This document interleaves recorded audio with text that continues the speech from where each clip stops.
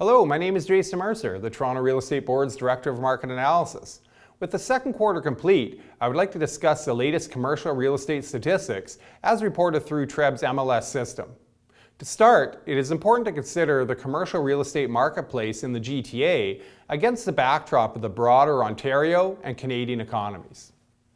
Now, recent gross domestic product data released by Statistics Canada suggests that the oil and gas-related slowdown experienced in the first quarter of 2015 persisted, at least to a certain degree, in the second quarter as well.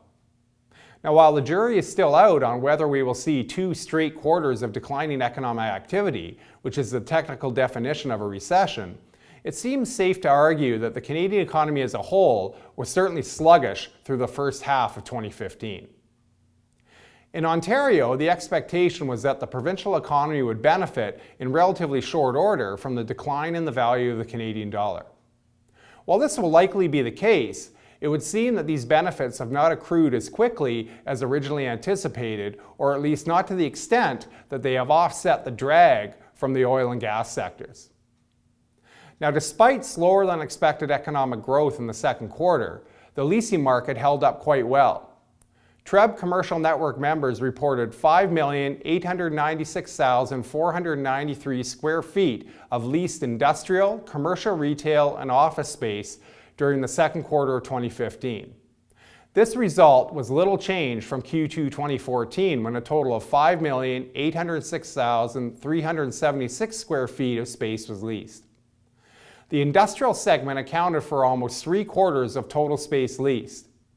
The average second quarter industrial lease rate for properties leased on a per square foot net basis with pricing disclosed was $5.42, representing a 6.5% year-over-year increase compared to the second quarter of 2014. The average commercial retail lease rate was up over the same period by 1.6% to $19.27.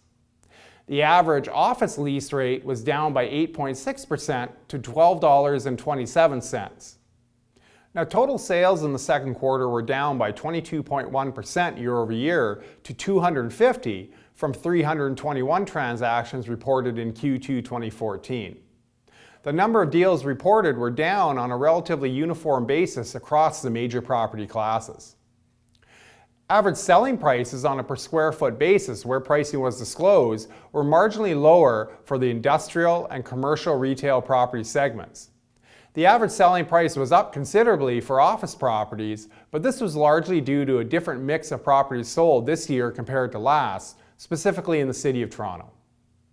Now, in conclusion, the level of activity in the GTA commercial real estate markets moving forward will largely depend on how the economy unfolds in the second half of 2015, especially as it relates to the level of exports and related business investment. With this in mind, I look forward to speaking with you again following the completion of the third quarter. Thank you very much. Brought to you by GTA Realtors.